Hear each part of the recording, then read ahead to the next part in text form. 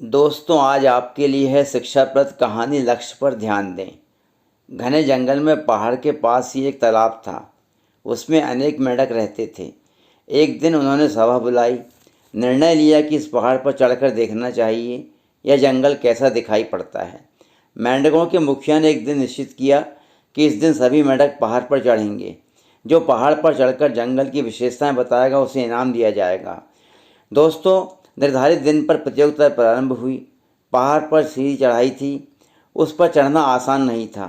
मेंढक कुछ दूर चढ़ते और फिसलकर नीचे आ जाते। दोस्तों, इसी प्रकार होता रहा। सभी मेंढकों ने प्रयास करके देख लिया, लेकिन कोई भी मेंढक पहाड़ पर नहीं चढ़ पा रहा था। अंत में उन मेंढकों ने थक हार कर सोच लिया कि इस पहाड़ पर चढ़ना बिल्कुल असंभव है। जब यदि कोई व्यक्ति ये सोच ले कि यह काम असंभव है तो वह काम वास्तव में असंभव हो जाता है। उसी तालाब में एक मेंढक ऐसा भी था जो उन सबसे अलग हटकर था। वह मेंढकों के झुंड में रहने की अपेक्षा अलग रहना पसंद करता था। उसने कहा, मैं प्रयास करता हूँ। तालाब के सभी मेंढक हंसने लगे, उस मेंढक का मजाक उड़ाने लगे। सभी मेंढकों ने कहा, जब हम नहीं चढ़ पाए तो तू किस तरह से सीधी चढ़ाई पर चढ़ पाएगा। दोस्तों, इस तरह की तरह तरह की बातें उन्होंने की। कुछ बातें ऐसी कही जो उसे अच्छी नहीं लगी।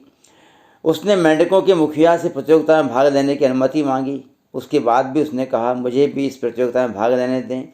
मुखिया मेंढक ने कहा, ठीक है, तुम प्रयास करो, लेकिन हार गए तो हमारा साथ छोड़कर कहीं और चले जाना। मेंढक ने यह बात स्वीकार कर ली कि यदि वह हार जाता है तो वह इस स्थान को छोड़कर चला जाएगा।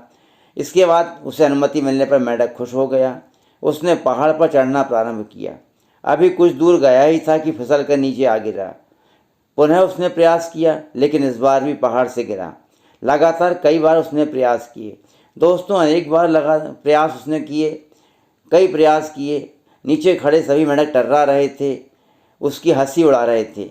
उस मेंढक ने इस बार दृढ़ निश्चय किया कि अब तो इस बार पहाड़ पर चढ़ के दिखाना ही है। इस बार के प्रयास में वह पहाड़ पर चढ़ ही गया और कुछ देर बाद वह नीचे की तरफ उतर गया। दोस्तों, वह नीचे उतरा और बहुत खुश था। अन्य मेंढकों ने उससे पूछा, तुम इस पहाड़ पर कैसे चढ़ गए? तब उसने संकेतों के माध्यम से बताया कि वह बहरा है, उसे कुछ सुनाई नहीं देता है। तुम सब नीचे खड़े खड़े क्या कह रहे थे? मुझे कुछ सुनाई नहीं दे रहा था। जहाँ तक मैं समझता हूँ तुम मुझे उत्साहित कर रहे थे। शायद मुझसे कह रहे थे कि फिर कोशिश करो। मैं कई बार गिरने के बाद अंत में पहाड़ पर चढ़ ही गया। दोस्तों, उस तालाब में मेंढकों के मुखिया ने उसे पुरस्कार दिया और सम्मानित किया।